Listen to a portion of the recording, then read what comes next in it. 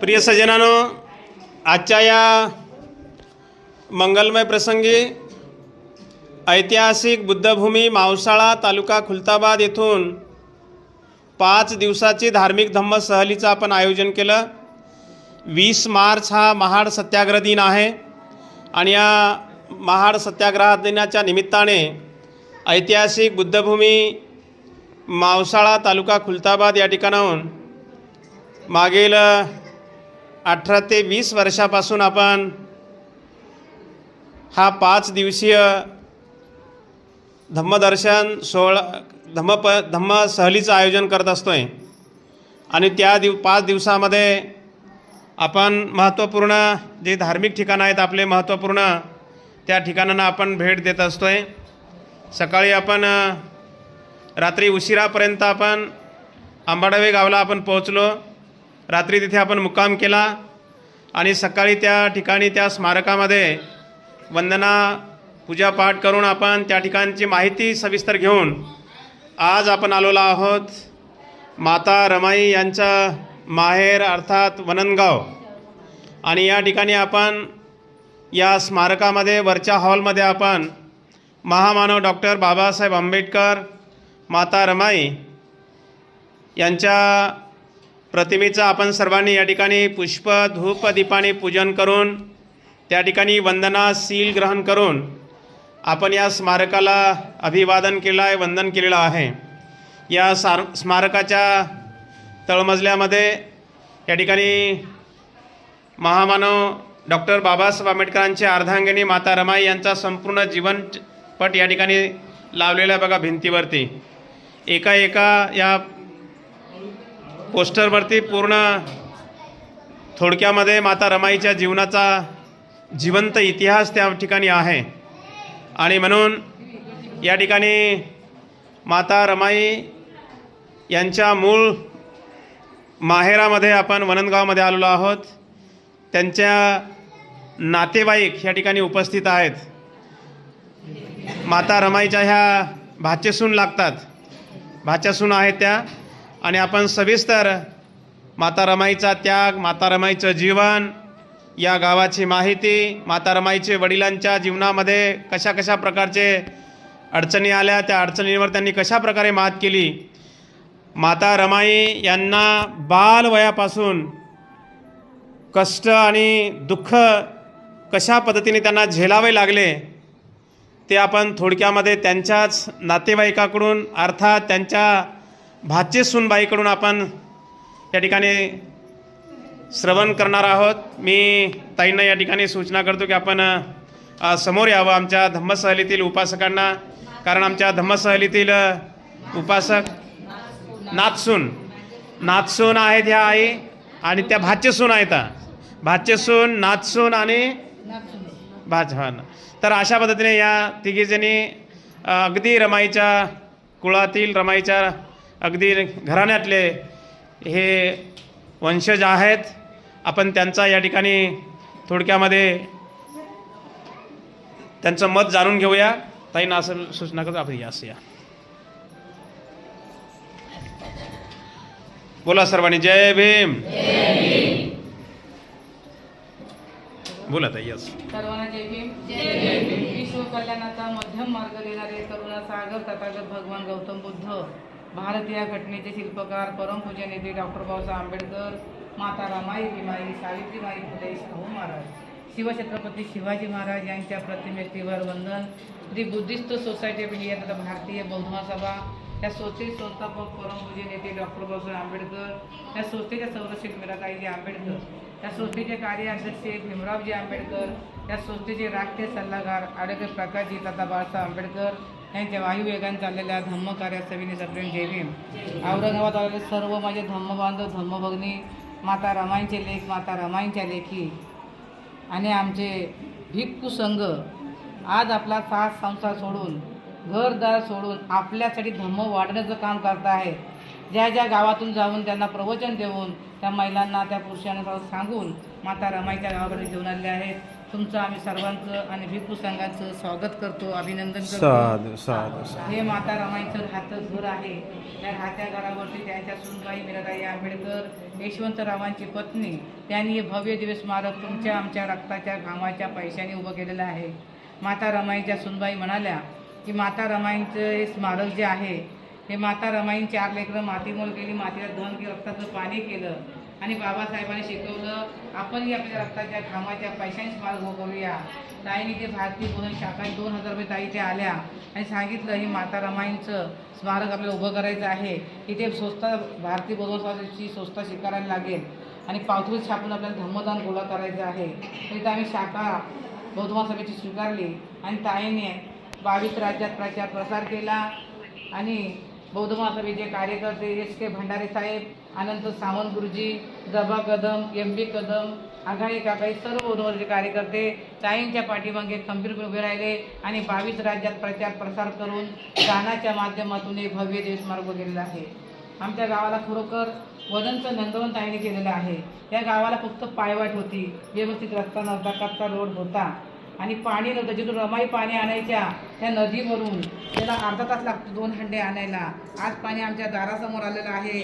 20 मिनिटं पाणी आम्हाला मिळतं. हे केवळ माता रमाईच्या सुनबाईमुळे आणि त्यांनी स्मारक बांधलं म्हणून आमच्या गावाला योगदान चांगल्या प्रकारे आलेलं आहे.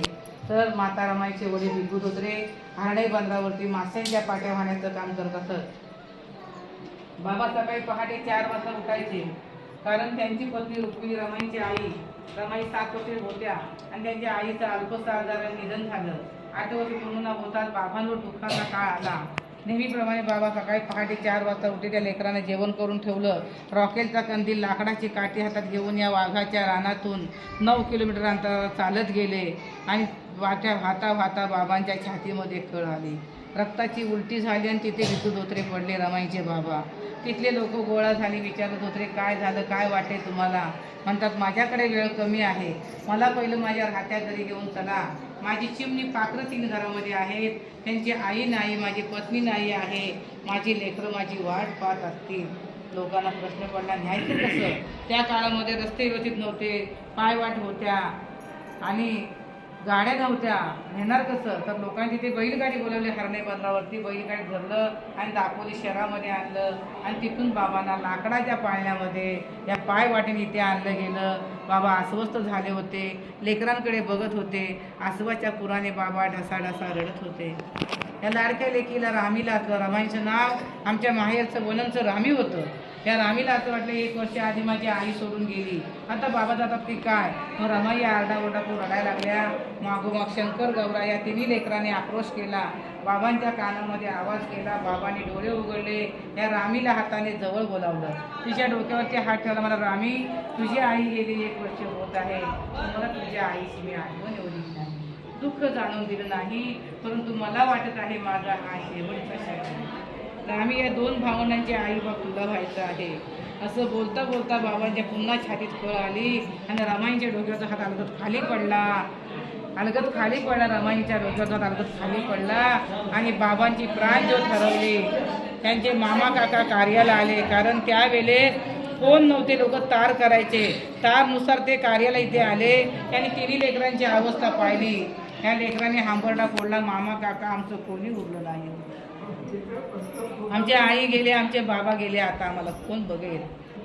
गोविंदपूरकर मामाने जवळ घेतलं, डोक्यावरून हात फिरून बाळून रडू नका, तुम्हाला आम्ही घेऊन जाऊ. ते मुंबईमध्ये घेऊन गेले आणि नंतर रमाईचं लग्न बाबासाहेब ठरलं. रमाईचे सासरे रामजी बाबा गोविंदपूरकर घरामध्ये काहीतरी कारणास्तव गेले होते आणि तेव्हा त्यांची ओळख होती. त्यावेळेस रमाई पाणी घेऊन आल्या आणि बाबांनी पाहिलं. रामजी बाबाने म्हणतात गोविंदपूरकर ही मुलगी कोणाची आहे? तर बोलतात माझ्या बहिणीची आहे. ही मुलगी माझ्या भिवाला द्याल का? तेव्हा ते म्हणतात तुमचा भिवा शिकलेला आहे, माझी मुलगी शिकलेली नाही आहे. त्या मुलीकडे पाहून म्हणतात ही शांत नदी आहे, ही जर माझ्या सागराला भिवाला भेटली तर माझा भिवा शांत वाघासारखा गजणार भिवा आहे. वाघासारखा गरजणारा भिवाया शांत होईल, त्याच्या संसारामध्ये तिचा चांगला हातभार लागेल, तिच्याकडून आमच्या अपेक्षा पूर्ण होतील अशी आम्हाला ईश्वराकडनं आशा वाटते. ही मुलगी माझ्या जीवाला द्या. आणि तेव्हा रमाईचं लग्न भाय काळ्याच्या मच्छी मार्केटमध्ये झालं. लग्न झाल्यानंतर रमाई संसाराला लागल्या. शेणी गोऱ्या थापत होत्या, भाऱ्या मोळ्या वाहत होत्या, चाराने गोळा करून परदेशी पाठवत होत्या. एका दिवशी असा काळ आला की त्यांचा लाडका गंगाधर आजारी होता, तापाने फणफणला होता. आईकडे पैसे न दवाखान्यात न्यायला. आई दवाखान्यात घेऊन गेल्या आणि त्यावेळचे डॉक्टर जोंधळे त्यांना म्हणतात, डॉक्टर साहेब माझ्या बाळाला वाचवा, उद्या 2-3 मुले व्हाईन, तुमचे पैसे आणून देईन, माझे पती परदेशी शिक्षण घेत आहेत. डॉक्टर म्हणतात, बॅडे पत्नी आणि उधार मागायला आल्या, उद्या 2-3 मुले व्हा, तुमच्या बाळाला घेऊन या. रमाई डॉक्टरने एकही शब्द बोलले नाही. पदरा काही झाकलं बाळाला आणि घरी परतल्या. एक पाय दारात एक पाय घरात टाकताच गंगाधरने जीव आईच्या हातावरच सोडला. आई आरडाओरडा करून रडायला लागल्या. कार्यकर्ते आले. रमाईला म्हणतात, रमाई जरा धीर घ्या, बाळाला दफनविधी करायची आहे, कफन पाहिजे. आईकडे चाराने नाही. बाळाला वाचवण्यासाठी कफन कुठून आणणार? वसतिगृहामध्ये मुलं उपाशी होती. आई देव गेल्या तर वराले गुरुजी विचारतात, रमा विचारतात की गुरुजी मुलं रडतात का, झोपलेत का? वराले गुरुजी म्हणतात, सरकारकडून धान्य आलेलं नाही आहे, मुलं उपाशी आहेत. आईने सोन्याच्या बांगड्या काढल्या, वराले गुरु दिल्या, म्हणजे मोडा तोडा काही करा, या लेकरांना रेशन देऊन घ्या. पण स्वतःच्या लेकरासाठी रमाईकडे चाराने नव्हते हो वाचवण्यासाठी. चाराने नव्हते. रमाईने स्वतःच्या साडीचा पदर फाडला, कपड्यात गुंडाळलं आणि दफनविधी करायला दिली. ते केवळ रमाईने एवढं कष्ट आपल्यासाठी केले. कपड्यामध्ये गुंडाळलं, दफनविधी करायला दिली. आपल्या साहेबांना पत्र लिहितात, दुःखाची ती घटना साहेब कळवी ते पत्राने, इवळाचा गंगाधर आपला गेला ती सोडूने, रामू शेलीचे घाव काळाचा, दूरदेशी हा बाप बाळाचा. त्यावेळी बाबासाहेब म्हणतात, रामू तुझा एक गंगाधर गेला, रडू नको, लाखो गंगाधर माझे तयार होतील आणि सुटा कुटात काय कोटात फिरतील, ते तुझे लेख असतील. एक इंदू गेली, रडू नको, लाखो इंदू माझ्या तयार होतील आणि साडी माडीमध्ये गाडीमध्ये फिरतील, त्या तुझ्या लेखी असतील. माझा समाज वनवन भटकत आहे, आनापानाशी वंचित आहे, त्यांना मला हक्काचं मतदान स्वाभिमान द्यायचं आहे. आपला एक गंगाधर आजारी पडलेला अनेक डॉक्टर मिळतील, पण माझ्या समाजाला लागलेली कीड आहे, त्याला वाचवायला मी एकच BR आंबेडकर आहे. रामू मला शिकू दे. रमाईने पुन्हा कधी बाबासाहेब कुठे दुःख व्यथा सांगितली नाही. स्वतः दुःख स्वतः साहिलं. धन्य माझे माऊली रमाई, तुम्ही इथे आल्याबद्दल तुम्हाला माता रमाई परिवाराकडून शुभेच्छा देते. तुमचं मंगल हो, कल्याण हो, तुमच्या जीवनामध्ये आनंदी हो, अत्यधिक हो, तुमचं जीवन प्रकाशित हो, असे एक माता रमाई चरणी प्रार्थना करते. इथेच थांबते. नमो बुद्धाय. जय भीम. बोला साधू साधू साधू. बुद्धं नमामि, धम्मं नमामि, संघं नमामि. सुशलाबाई कडुबाजी सेजूळ या काळेगावहून आलेल्या आई आहेत, आपल्या धम्मसहलीतील उपासिका आहेत. त्यांनी माता रमाई यांच्या नाथ सुनाला या ठिकाणी एक साडी चोळी आणलेली आहे. त्या आईंना मी या ठिकाणी सूचना करतो की आपण स्वतः समोर यावं आणि या ताईंना या ठिकाणी साडी चोळी द्यावं. तानाबाई मगाडे, तानाबाई मगाडे यांनी सुद्धा समोर यायचं आहे.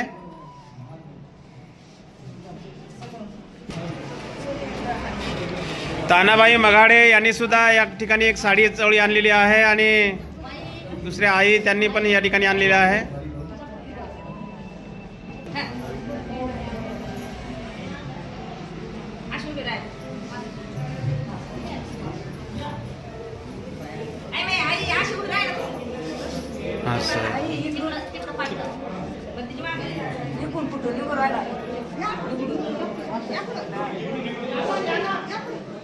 हो आई, अशा पद्धतीने आपल्या धम्मसहलीतील उपासकांनी या ठिकाणी या माता रमाई यांच्या भाचे सुनेला आणि नाथ सुनेला या ठिकाणी साड्या आणि ब्लाऊज वगैरे या ठिकाणी आणलेला आहे. त्यांना भेट देत आहेत. म्हणा साधू साधू साधू. ठीक. त्याचप्रमाणे सुनीताबाई मोरे यांनी सुद्धा या ठिकाणी साडी आणलेली आहे, त्या भेट देत आहेत. म्हणा सर्वांनी साधू साधू साधू साधू. ठीक ठीक.